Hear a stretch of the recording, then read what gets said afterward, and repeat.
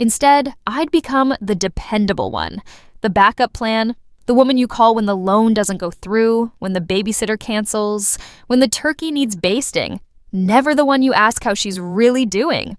2 years ago, Sabrina's salon was 1 month away from shutting down. Her savings were gone, the rent was late, and the bank wouldn't touch her with a 10-foot pole. She called me crying at 11 p.m., mascara smudged, voice shaking. "I just need help getting over this hump," she said. 3 months max. I'll pay you back. I didn't hesitate. I co-signed a private loan for $60,000, covering not just her debt, but a rebranding campaign she swore would fix everything. She never paid me back. She never even brought it up again. And I didn't either, because at the time I thought, she's family. This is what family does. But Christmas night changed that. That's when I realized something no one likes to say out loud. Being needed is not the same as being loved. Sabrina didn't cherish me. She used me. And maybe she didn't even know it. Maybe I made it too easy. I kept showing up, kept fixing things, kept being the strong one, so no one ever had to see me break. But that night, something cracked. Not loud, just enough to let in the truth. They didn't see me, they saw what I gave.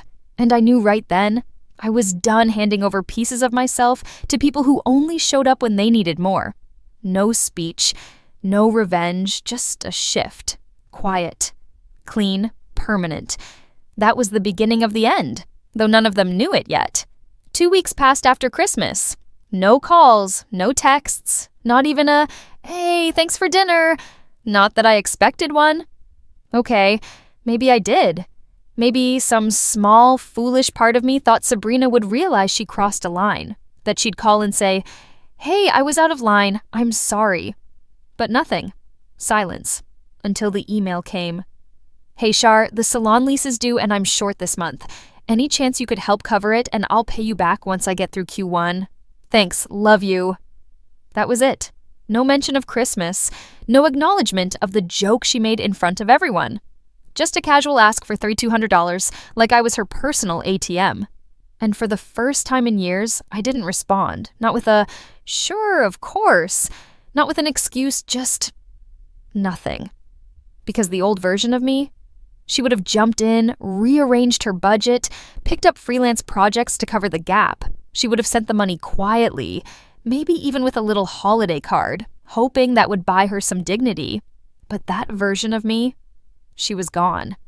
Instead, I logged into my financial portal and removed my name from the auto-renewal clause on Sabrina's loan. I'd co-signed it when she couldn't get approved on her own, but the 2-year term was ending in 3 weeks. And without my backing, she'd have to renegotiate everything. I didn't tell her. I didn't make a scene, just a few quiet clicks.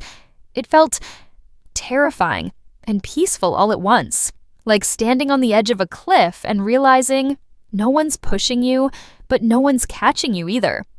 That night, I cooked dinner for myself. Just me, not leftovers, not takeout. I lit a candle, ate off a real plate, played music I loved but always skipped because Sabrina said it was too depressing. And for the first time in a long time, I didn't feel behind. I didn't feel guilty. I just felt me. You ever make a decision that no one else sees, but it changes everything inside you?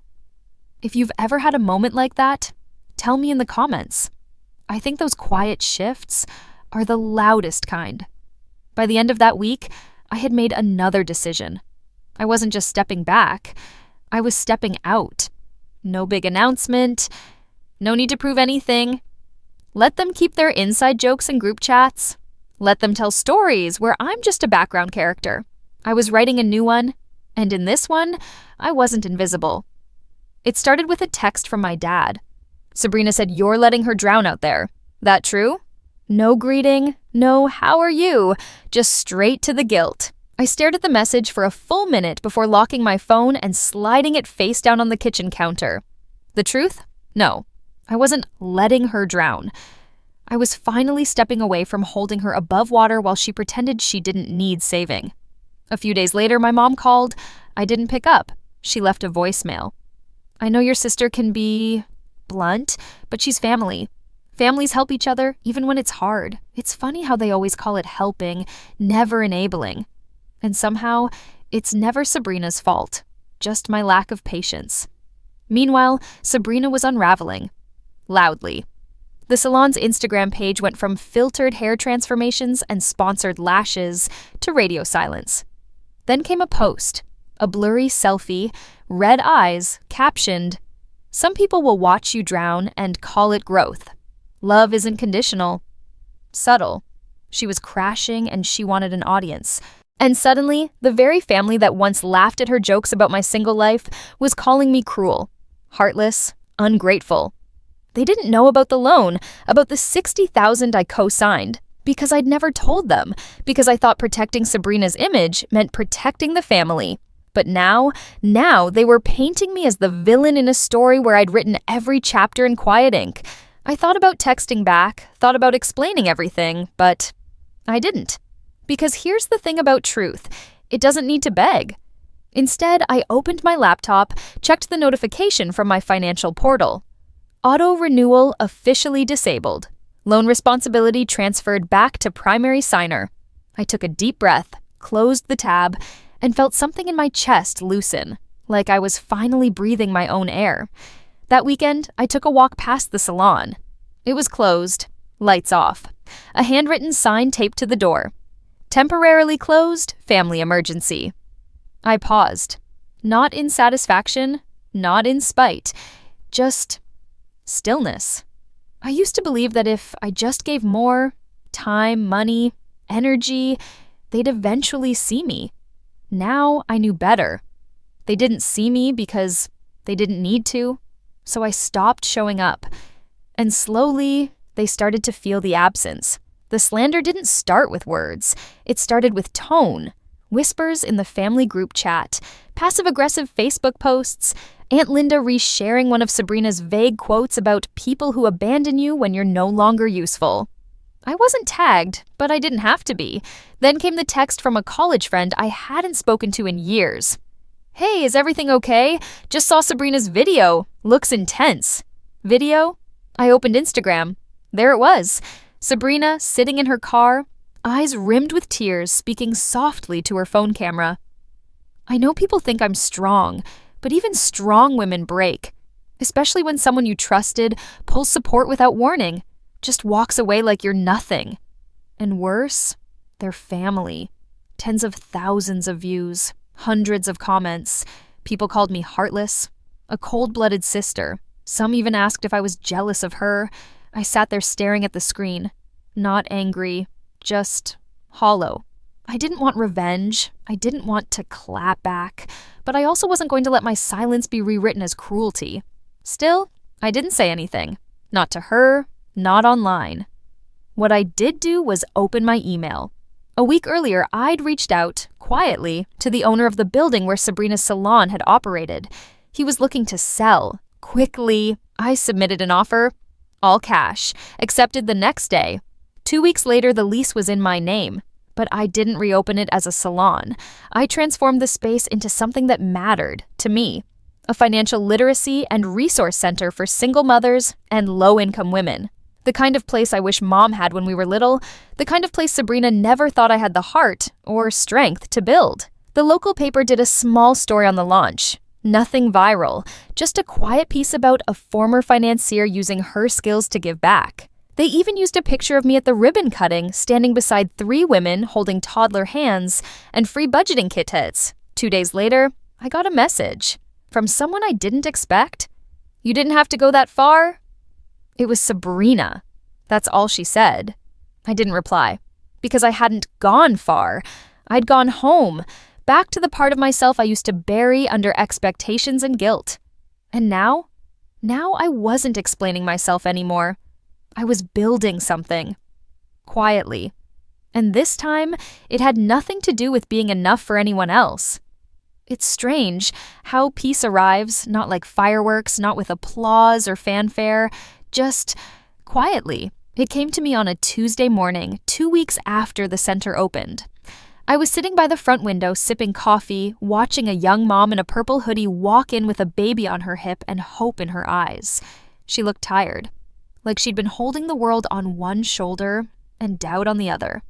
I knew that feeling. 30 minutes later, she walked out with a folder full of financial aid resources, a warm cup of cocoa, and someone finally saying, "You're not alone." That day, I didn't feel like the background character anymore. I felt like the story. Have you ever reached a point where you stopped needing to be understood because you finally understood yourself? Drop A in the comments if that's something you're still learning. I'm still learning too. A week later, I got a call from my mom. She didn't ask about the money or the loan. She just said, "I saw the article." A pause, then, "We didn't know you were carrying so much." I didn't respond right away. There wasn't much to say. Some truths can't be explained. They have to be lived. "I'm proud of you," she added. And for the first time, it didn't sting. Not because I needed to hear it, but because I didn't anymore. Sabrina never came by the center. But one afternoon, I found a small envelope slipped under the door. No return name. Inside was a single note, handwritten, "I'm sorry, not because you succeeded, but because I didn't see you before you did." I didn't cry. I didn't reply. But I tucked the note into the drawer with all the others, the ones women had written after leaving our workshops. Because healing doesn't always arrive from where we expect, but when it does, we hold it. Now, I live a quieter kind of life. Not smaller, not lonelier, just mine. I walk to work, I water my plants, I read books I never had time for, and some nights I still think about that Christmas dinner, the laughter, the silence, the moment I stood up. It didn't feel brave then. But looking back, it was everything. If you've ever stood up and walked out, not to run away, but to return to yourself, you're not selfish. You're becoming. And sometimes, the softest exits lead to the loudest freedom. You're still single, right? Maybe next year you can bring a date, or at least a houseplant.